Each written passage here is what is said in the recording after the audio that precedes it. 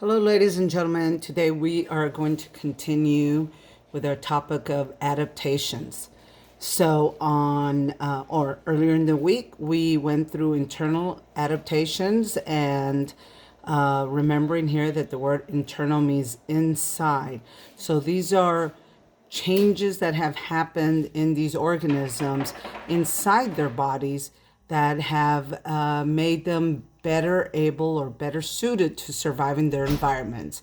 And we talked about hollow bones and the fat on camel's humps, gills that fish have to be able to breathe underwater, and xylem, which are like the straws that pull water up from the ground up to plants to feed their leaves and stems and everything else. Today we are going to be talking about external adaptations, and these are probably the ones that most people are familiar with. So let's take a look at that. So external adaptations, external means outside. So these are things that we can see, happening or changing on the outside of a plant or animal's body. These are usually physical changes that are responsible for the change. So it's physical things that, again, we can see, and that scientists can look over, thousands of years of fossil records and see that the outside of these organisms have changed. And these are some of the things that are included in external adaptations. So we have camouflage or mimicry, and things like beak shapes or feet shapes, the outer covering, the fur, and some of them may depend on the season that the animal is living in or the plant. And we also have structures in plants like thorns and other structures that have developed to help them be able to survive again in their environment. So let us start with camouflage camouflage. It's probably, again, the one we're most familiar with and super interesting. So it says camouflage is an adaptation that helps an animal survive.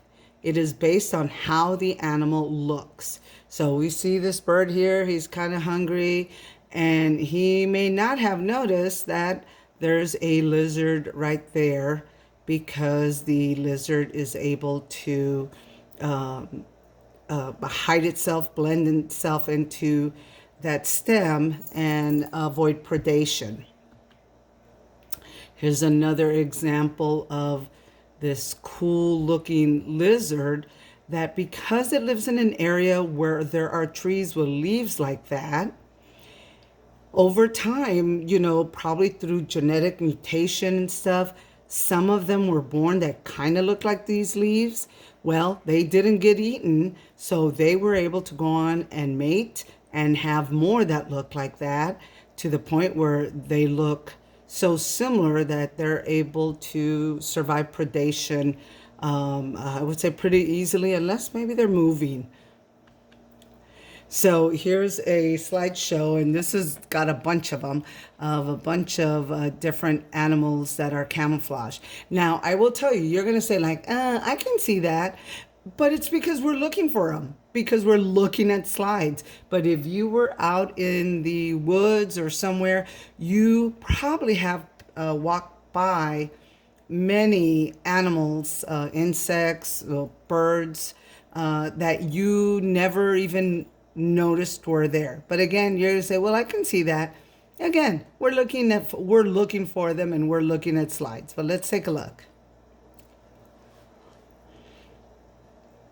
All right, so it says you may have to look twice to see some of these. And let me see if I can just if I make this bigger, will our pictures get bigger? And they do.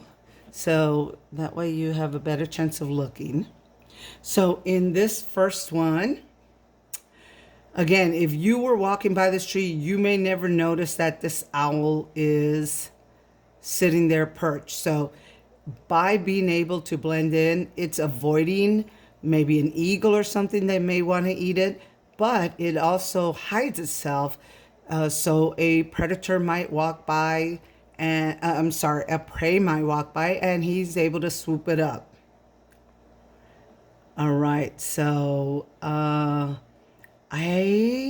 don't remember what oh, here it is, right there, grasshopper. I just noticed. I'd been looking for it. I couldn't find it, but there we have this grasshopper. He blends in really good. He's able to avoid predation, being eaten.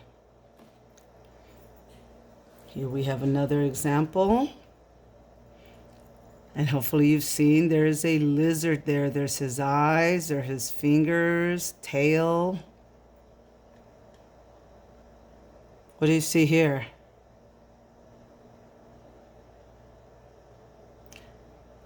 Hopefully you said all these little owls that are hiding amongst the rocks.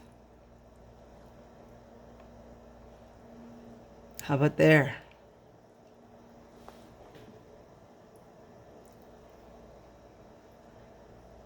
You see it? Yell out.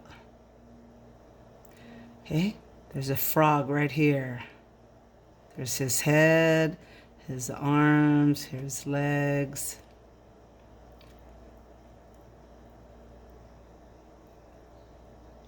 See anything there? There's a spider right there. There's his legs. So this spider is successful in its environment. Its environment is these pebbly beach or wherever it looks like it may be a beach scene. But if you took the spider and you put him somewhere where it was a very dark ground, then he's lost his advantage of camouflage. So again, they're successful in their environment. This spider in another environment, yeah, is not going to do as well. Again, we have another owl here.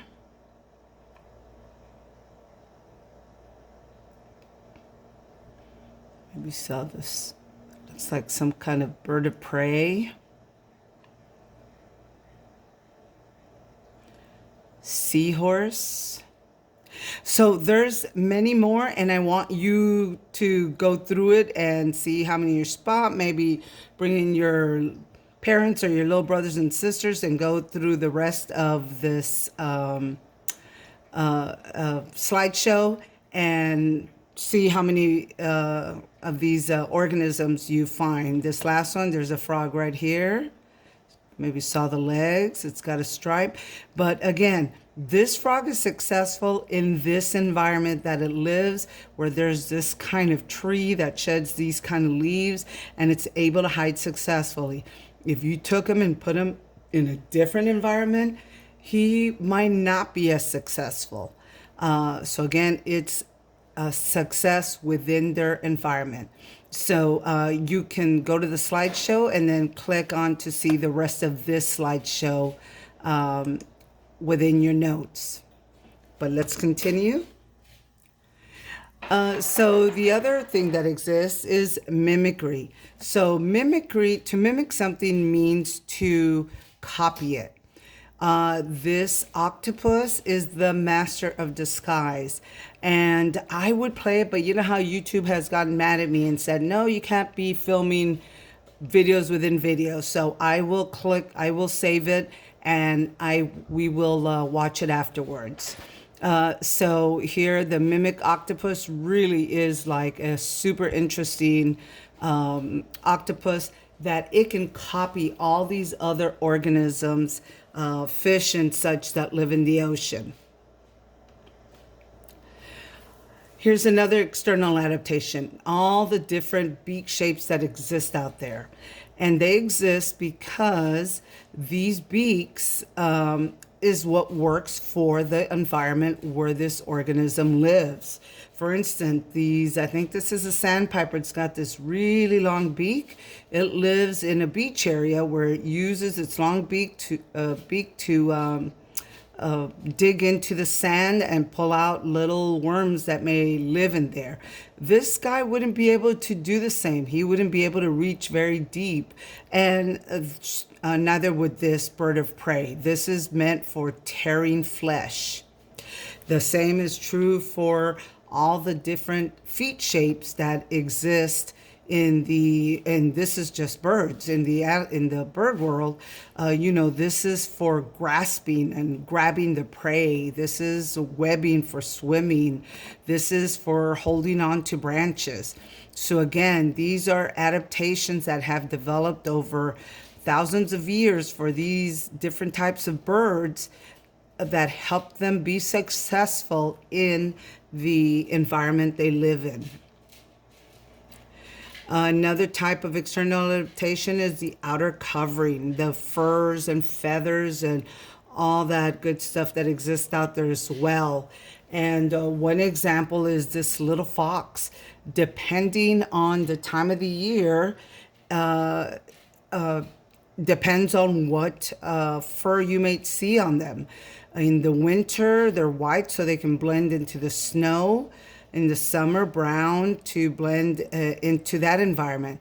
And again, it's in both cases, it's to avoid predation, avoid getting eaten, or to be a better predator so they can eat and sneak up on their prey.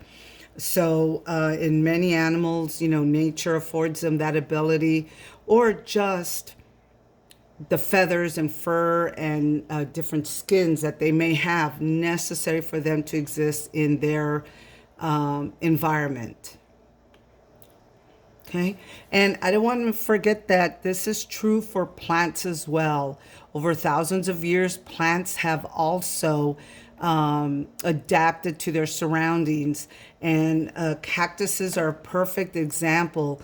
It might have been at one time this particular type of cactus didn't have spines, but as the area it was growing in became drier, it became, a target for animals to want to eat it because of the water it held inside. So by developing these spines, and again, it could have just happened through genetic mutation that one was born and it happened to have spines. And that was a good thing. No one ate that one. So that one went on to have, pollen that was able to make seeds. So then you had its little baby cactuses born with these spines as well, or thorns, that avoided predation. Some of the other adaptations in plants are they can have like a wax on them, so then water doesn't evaporate. They can have spines for leaves, really, really long roots, like oak trees have very deep roots to get water from really deep under the ground. Some of them have roots on the top, near the top, like cactuses, because it may only rain once a year. The water's not going to really sink down. It's going to stay on top here. So they have a big root system, real wide, that can pick up as much water as it can. Some plants will die during the drought, but the roots are still alive down below. Some of them have seeds that grow really fast, and then others can store water, like our friends, the cactuses. And then just the thorns, again, that will dissuade many animals from ever eating this plant. So all of these have been examples of external adaptations by organisms on our planet. Tomorrow we will continue and add behavioral adaptations. That's all, ladies and gentlemen, and I'll just attach some of the movies or videos that were in the notes, and any other interesting ones, I'm going to attach them, and you are more than welcome to watch them. Thank you, guys. Have a great day.